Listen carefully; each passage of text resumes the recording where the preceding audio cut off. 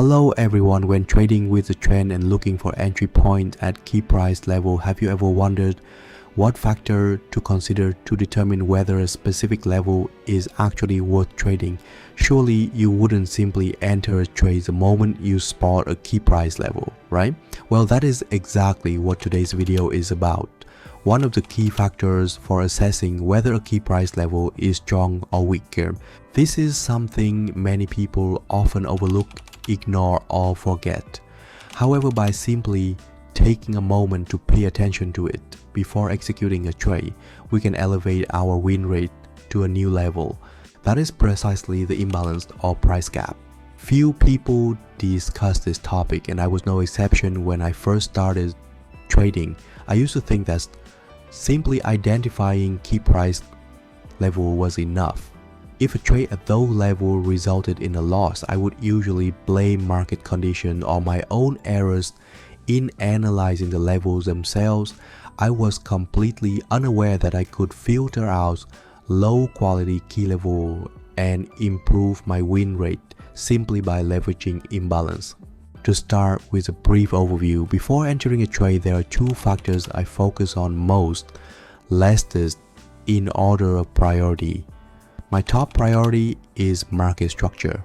After all, if you misjudge the market structure, every subsequent factor becomes meaningless, doesn't it? The second factor is momentum. It helps determine whether the trend remains strong and whether the price is likely to continue rising or falling.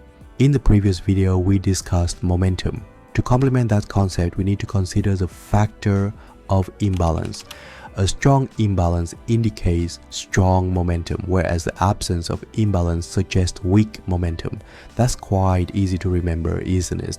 As I mentioned at the beginning of the video, momentum is the most important factor when assessing whether a trend will continue to rise or fall. However, it is not the only factor. There are others that also play a significant role, which I will cover in future videos. Alright, let's look at some real-world examples on the chart. This is the NZD/USD pair on the 1 hour time frame. This is a downtrend. Currently, I have two options. The first is to open a short position in line with the downtrend as I anticipate prices will continue to fall. The second is to stay on the sidelines as I am uncertain whether this downtrend will persist. In this case, I do not have a buying option because the current trend remains bearish. The market is moving in this manner, therefore this is the key level for the downtrend. I will only consider buying if the price breaks through this key level, otherwise I will look for selling opportunities. So the question now is, how do we determine whether the downtrend will continue? At this point, we must rely on momentum to make an assessment. During the first impulse wave, price movement was steady with negligible imbalance. In the second impulse wave, price action became volatile. A large Marubozu candle broke the previous low, creating an imbalance that originated from a key level. Price continued to drop sharply, leaving a series of imbalances in its wake. This indicates that the key level was extremely strong, signaling a likely continuation of the downtrend. Why is it only likely? Because in trading, nothing is absolute. There is no method with a 100% win rate. However, I can say one thing with certainty. If you apply the points I've just discussed to your trading system, your win rate will improve significantly. Alright, let's go back to the example. The price shows sign of slowing down as it approaches the nearby key level. That serves as an additional confirmation factor. There is strong downwards momentum at the key level, while the upwards momentum as the price approaches it is weak. We should immediately enter a sell trade at the key level. We set the stop loss as twice the size of the price zone to manage risk, with the profit targets placed below. This trade offers a risk to reward ratio of 5.1. Let's observe how the price action unfolds.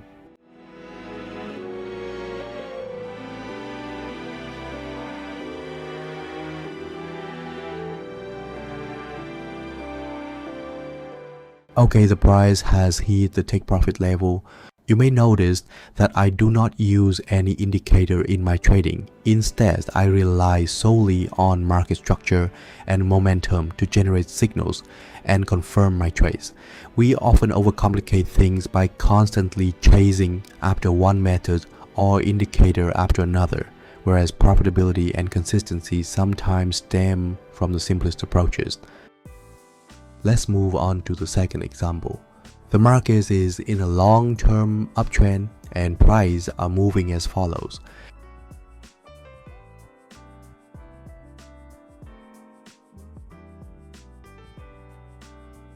So this is a key level for the current uptrend. Let's examine the most recent impulse wave. The price bounced off a key level with very weak momentum and there wasn't even any significant imbalance there. The price attempted to break above the previous high with weak momentum but immediately fell back.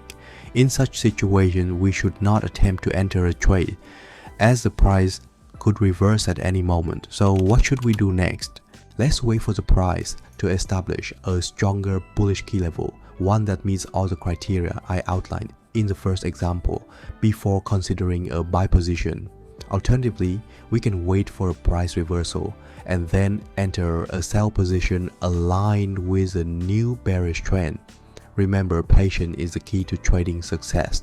The market isn't going anywhere, so there is no need to worry about missing out on opportunities. Only by entering trades when you are truly confident, backed by sufficient signal and confirmation, do you become a genuine trader. Alright, let's place a buy order at the key level and take profit at the peak above. Let's see how the market reacts.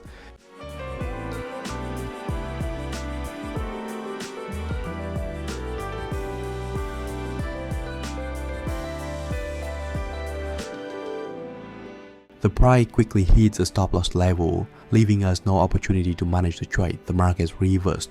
Those are the key points from today's video. Remember, long-term trading profits often stem from the simplest concept. Practice diligently once you have mastered what I've shared, and I am confident that success will follow. Thank you for watching, and I'll see you in the next video.